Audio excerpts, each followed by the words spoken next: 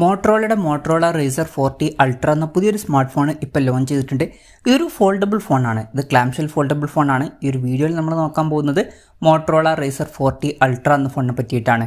ആദ്യം നമ്മൾ ഫീച്ചേഴ്സും കാര്യങ്ങളൊക്കെ നോക്കുകയാണെന്നുണ്ടെങ്കിൽ ഫോൾഡബിൾ ഫോൺ ആയതുകൊണ്ട് തന്നെ ഇതിൽ രണ്ട് ഡിസ്പ്ലേ വരുന്നുണ്ട്. ഉള്ളിൽ വലിയൊരു ഡിസ്പ്ലേയും പുറത്ത് ചെറിയൊരു ഡിസ്പ്ലേയും. ഉള്ളിൽ 6.9 ഇഞ്ചിൻ്റെ ഫുൾ HD+ ഡിസ്പ്ലേ കൊടുത്തിട്ടുണ്ട്. OLED പാനലാണ് ഇതിൽ ഉപയോഗിച്ചിരിക്കുന്നത്. പിന്നെ LTPO ഡിസ്പ്ലേ ആണ് ഇതിൽ കൊടുത്തിരിക്കുന്നത്. അതായത് റിഫ്രഷ് റേറ്റ് 1 ഹെർട്സിൻ്റെയും 165 ഹെർട്സിൻ്റെയും ഇടയിലായിട്ട് അഡ്ജസ്റ്റ് ചെയ്യാൻ കഴിയുന്നതായിരിക്കും. ഇതിൽ മാക്സിമം 165 ഹെർട്സിൻ്റെ റിഫ്രഷ് റേറ്റ് വരെ സപ്പോർട്ട് ചെയ്യുന്നുണ്ട്. ഇതിൻ്റെ റെസൊല്യൂഷൻ വരുന്നത് 1080x2640 ആണ്. എടുത്തു പറയേണ്ട കാര്യം എന്ന് പറയുന്നത് ഈ ഒരു ഡിസ്പ്ലേ നമുക്ക് ഫോൾഡ് ചെയ്യാൻ പറ്റുന്നതായിരിക്കും. HDR10+ പോലുള്ള ഫീച്ചേഴ്സൊക്കെ ഇതിൽ സപ്പോർട്ട് ചെയ്യുന്നുണ്ട്. 10-bit ഡിസ്പ്ലേ എന്നുള്ള ഫീച്ചർ വരുന്നുണ്ട്. പഞ്ചോൾ ഡിസൈനാണ് ഇതിൽ കൊടുത്തിരിക്കുന്നത്. പഞ്ചോൾ വരുന്നത് ടോപ്പ് സെൻറ്റർ ഭാഗത്തായിട്ടാണ്. ഈ ഒരു ഡിസ്പ്ലേയുടെ പീക്ക് ബ്രൈറ്റ്നസ് 1400 നിറ്റ്സ് വരെ വരുന്നുണ്ട്. അപ്പം ഉള്ളിൽ അത്യാവശ്യം തിരക്കേടില്ലാത്ത നല്ല ഡിസ്പ്ലേയും കാര്യങ്ങളൊക്കെ കൊടുത്തിട്ടുണ്ട്. ഇനി പുറത്തുള്ള ഡിസ്പ്ലേയുടെ കാര്യം പറയുകയാണെന്നുണ്ടെങ്കിൽ പുറത്ത് 3.6 ഇഞ്ചിൻ്റെ ഡിസ്പ്ലേ ആണ് കൊടുത്തിരിക്കുന്നത്. ക്ലാംഷെൽ ഫോൾഡബിൾ ഫോൺസിൽ പൊതുവേ കാണുന്ന പുറത്തുള്ള ഡിസ്പ്ലേയുടെ കാര്യം വെച്ച് നോക്കുമ്പോൾ ഇത് അത്യാവശ്യം വലിയ ഡിസ്പ്ലേ ആണ് എന്ന് പറയാവുന്നതാണ് കമ്പാരിറ്റീവ്ലി. പിന്നെ ഇതിൽ OLED പാനലാണ് ഉപയോഗിച്ചിരിക്കുന്നത്. 10-bit ഡിസ്പ്ലേ പോലുള്ള ഫീച്ചേഴ്സൊക്കെ വരുന്നുണ്ട്. ഡിസ്പ്ലേയുടെ റെസൊല്യൂഷൻ വരുന്നത് 1056x1066 ആണ്. പിന്നെ ഈ ഒരു ഡിസ്പ്ലേയിൽ 144 ഹെർട്സിൻ്റെ റിഫ്രഷ് റേറ്റ് ഒക്കെ സപ്പോർട്ട് ചെയ്യുന്നുണ്ട്. സാധാരണ പുറത്തുള്ള ഡിസ്പ്ലേയിൽ കൂടിയ റിഫ്രഷ് റേറ്റ് കാണാറില്ല, പക്ഷേ ഈ ഫോണിൽ അത് വരുന്നുണ്ട്. ഈ ഫോണിൻ്റെ പീക്ക് ബ്രൈറ്റ്നസ് വരുന്നത് 1100 നിറ്റ്സ് ആണ്. പിന്നെ ഈ ഫോണിൻ്റെ ഫ്രണ്ടിൽ ഗൊറില്ല ഗ്ലാസ് വിക്ടേഴ്സിൻ്റെ പ്രൊട്ടക്ഷനും കാര്യങ്ങളൊക്കെ കൊടുത്തിട്ടുണ്ട്. അപ്പോൾ ഈ ഒരു ഫോണിൽ അത്യാവശ്യം നല്ല ഡിസ്പ്ലേ ഫീച്ചേഴ്സും കാര്യങ്ങളൊക്കെ വരുന്നുണ്ട്. പിന്നെ സൈഡ് മൗണ്ടഡ് ഫിംഗർ പ്രിൻറ്റ് സെൻസറാണ് ഇതിൽ കൊടുത്തിരിക്കുന്നത്. ഈ ഒരു ഫോണിൻ്റെ വെയിറ്റ് വരുന്നത് ഏകദേശം 188 ഗ്രാം ആണ്. പിന്നെ ഓപ്പൺ ചെയ്ത് വെക്കുന്ന സമയത്ത് തിക്നെസ് വരുന്നത് 6.99 mm ആണ്. ക്ലോസ് ചെയ്ത് വെക്കുന്ന സമയത്ത് തിക്നെസ് വരുന്നത് 15.1 mm ആണ്. ഈ ഒരു ഫോണിൽ 7000 സീരീസിൽ വരുന്ന അലൂമിനിയം ഫ്രെയിമും കാര്യങ്ങളൊക്കെ കൊടുത്തിട്ടുണ്ട്. ഫോണിൻ്റെ ബാക്കിൽ ഗൊറില്ല ഗ്ലാസ് വിക്ടേഴ്സിൻ്റെ പ്രൊട്ടക്ഷനൊക്കെ വരുന്നുണ്ട്.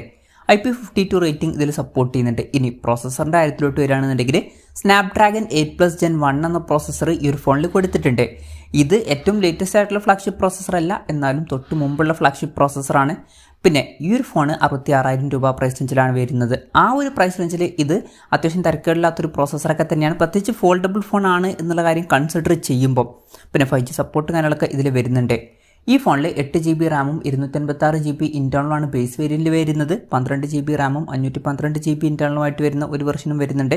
LPDDR5 റാമും UFS 3.1 സ്റ്റോറേജ് ടൈപ്പൊക്കെ ഇതിൽ കൊടുത്തിട്ടുണ്ട്. NFC എന്നുള്ള ഫീച്ചർ ഇതിൽ സപ്പോർട്ട് ചെയ്യുന്നുണ്ട്. നല്ല വൈബ്രേഷൻ എഫക്റ്റിന് വേണ്ടിയിട്ട് X-ആക്സിസ് ലീനിയർ മോട്ടർ കൊടുത്തിട്ടുണ്ട്. സ്റ്റീരിയോ സ്പീക്കേഴ്സ് വരുന്നുണ്ട്. ഡോൾബി അറ്റ്മോസിൻ്റെ സൗണ്ടും സപ്പോർട്ട് ചെയ്യുന്നുണ്ട്. Android 13 ബേസ് ആയിട്ടുള്ള MyOS സോഫ്റ്റ്വെയർ ആണ് ഈ ഫോണിൽ വരുന്നത്. ക്യാമറയുടെ കാര്യം പറയുകയാണെന്നുണ്ടെങ്കിൽ ഫോണിൻ്റെ പിന്നിൽ ഡ്യുവൽ ക്യാമറ സെറ്റപ്പ് കൊടുത്തിട്ടുണ്ട്. 12 മെഗാപിക്സലിൻ്റെ f1.5 പേഴ്സിൽ വരുന്ന മെയിൻ ക്യാമറ സെൻസറാണ് ഈ ഫോണിൽ വരുന്നത്. ഇത് സോണി IMX563 സെൻസറാണ്. ഇതിൽ OS എന്നുള്ള ഫീച്ചർ സപ്പോർട്ട് ചെയ്യുന്നുണ്ട്. പിന്നെ 13 മെഗാപിക്സലിൻ്റെ f2.2 പേഴ്സിൽ വരുന്ന അൾട്രാ വൈഡ് ആംഗിൾ ലെൻസും ഈ ഫോണിൽ വരുന്നുണ്ട്. ഈ ഒരു സെൻസർ വെച്ചിട്ട് തന്നെ മാക്രോ ഫോട്ടോസും ക്ലിക്ക് ചെയ്യാൻ പറ്റുന്നതായിരിക്കും. ഇനി സെൽഫി ക്യാമറയുടെ കാര്യം പറയുകയാണെന്നുണ്ടെങ്കിൽ ഫ്രണ്ടിൽ 32 മെഗാപിക്സൽ സെൽഫി ക്യാമറയും കൊടുത്തിട്ടുണ്ട്. അപ്പോൾ തിരക്കേടില്ലാത്ത ഒരു ഓൺ പേപ്പർ ക്യാമറ സ്പെസിഫിക്കേഷൻ ഇതിൽ വരുന്നുണ്ട് എന്നൊക്കെ പറയാവുന്നതാണ്. ഇനി ബാറ്ററിയുടെ കാര്യം പറയുകയാണെന്നുണ്ടെങ്കിൽ 3800 mAh ബാറ്ററി കൊടുത്തിട്ടുണ്ട്. 33 വാട്ടിൻ്റെ ഫാസ്റ്റ് ചാർജിങ് ഇതിൽ സപ്പോർട്ട് ചെയ്യുന്നുണ്ട്. അതുപോലെ തന്നെ 5 വാട്ടിൻ്റെ വയർലെസ് ചാർജിങ്ങും സപ്പോർട്ട് ചെയ്യുന്നുണ്ട്. അത് നല്ലൊരു കാര്യം തന്നെയാണ്. Type-C ചാർജിംഗ് പോർട്ടാണ് ഇതിൽ കൊടുത്തിരിക്കുന്നത്. അപ്പോൾ അത്യാവശ്യം തിരക്കേടില്ലാത്ത നല്ലൊരു ബാറ്ററി സെറ്റപ്പും ഈ ഒരു ഫോണിൽ വരുന്നുണ്ട് എന്നൊക്കെ പറയാവുന്നതാണ്. അപ്പം ഇതൊക്കെയാണ് ഫീച്ചേഴ്സിനെ പറ്റിയിട്ട് പറയാനുള്ള കാര്യങ്ങൾ. പിന്നെ ഈ ഒരു സ്മാർട്ട് ഫോൺ ഇപ്പം ഇന്ത്യൻ മാർക്കറ്റിൽ ലോഞ്ച് ചെയ്തിട്ടില്ല. ഇപ്പം ചൈനീസ് മാർക്കറ്റിലും ഗ്ലോബൽ മാർക്കറ്റിലൊക്കെയാണ് ഈ ഫോൺ ലോഞ്ച് ചെയ്തിരിക്കുന്നത്. ചൈനീസ് മാർക്കറ്റിൽ ഈ ഫോൺ ലോഞ്ച് ചെയ്തിരിക്കുന്നത് 5699 യുവാൻ എന്ന പ്രൈസിങ്ങിലാണ്. അതായത് 66,000 രൂപ പ്രൈസ് റേഞ്ചിൽ. ആ ഒരു പ്രൈസ് റേഞ്ചിൽ ഈ പറഞ്ഞിട്ടുള്ള ഫീച്ചേഴ്സ് എങ്ങനെയുണ്ടെന്ന് വെച്ചാൽ അത്യാവശ്യം നല്ല ഫീച്ചേഴ്സ് ആണ് എന്ന് തന്നെ പറയേണ്ടി വരും. പ്രത്യേകിച്ച് ഫോൾഡബിൾ ഫോൺ ആണ് എന്നുള്ള കാര്യം കൺസിഡർ ചെയ്യുമ്പോൾ അത്യാവശ്യം നല്ല ഡിസ്പ്ലേ ഫീച്ചേഴ്സും കാര്യങ്ങളൊക്കെ കൊടുത്തിട്ടുണ്ട്. പുറത്ത് അത്യാവശ്യം വലിയൊരു ഡിസ്പ്ലേ വരുന്നുണ്ട്. അതുപോലെ തന്നെ തിരക്കേടില്ലാത്ത നല്ലൊരു പ്രോസസ്സർ വരുന്നുണ്ട്. ഓൺ പേപ്പർ തിരക്കേടില്ലാത്തൊരു ക്യാമറ സ്പെസിഫിക്കേഷനും അത്യാവശ്യം തിരക്കേടില്ലാത്ത നല്ലൊരു ബാറ്ററി സെറ്റപ്പും കൊടുത്തിട്ടുണ്ട്. അപ്പം ഈ ഒരു പ്രൈസ് റേഞ്ചിൽ ഇത് അത്യാവശ്യം നല്ല ഫീച്ചേഴ്സ് ആയിട്ടാണ് എനിക്ക് തോന്നിയിട്ടുള്ളത്. ഇനി ഈ സ്മാർട്ട് ഫോൺ ഇന്ത്യൻ മാർക്കറ്റിൽ ലോഞ്ച് ചെയ്യുമെന്ന് വെച്ചാൽ ഇന്ത്യൻ മാർക്കറ്റിൽ ഈ ഫോൺ ലോഞ്ച് ചെയ്യാൻ ചാൻസ് ഉണ്ട്.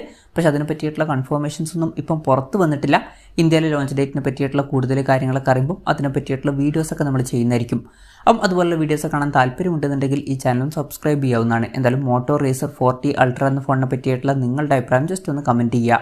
അതുപോലെ തന്നെ ഈ ഒരു സ്മാർട്ട് ഫോൺ ഇന്ത്യൻ മാർക്കറ്റിൽ ലോഞ്ച് ചെയ്യുകയാണെന്നുണ്ടെങ്കിൽ നിങ്ങളേത് പ്രൈസിങ്ങിലാണ് എക്സ്പെക്റ്റ് ചെയ്യുന്നത് എന്നുള്ള കാര്യം കൂടി ജസ്റ്റ് ഒന്ന് കമൻറ്റ് ചെയ്യുക. അപ്പം എൻ്റെ ഒരു എക്സ്പെക്റ്റേഷൻ പറയുകയാണെന്നുണ്ടെങ്കിൽ വില കുറച്ചും കൂടി കൂടാൻ ചാൻസ് ഉണ്ട്. ചിലപ്പം ഇന്ത്യൻ മാർക്കറ്റിൽ ഒരു 75,000 രൂപ പ്രൈസ് റേഞ്ചിലൊക്കെ ആയിട്ട് ഈ ഫോണിൽ ലോഞ്ച് ചെയ്തേക്കാം. കൺഫർമേഷൻസ് ഒന്നുമില്ല, ജസ്റ്റ് നമ്മുടെ എക്സ്പെക്റ്റേഷൻ പറഞ്ഞു എന്നേ ഉള്ളൂ.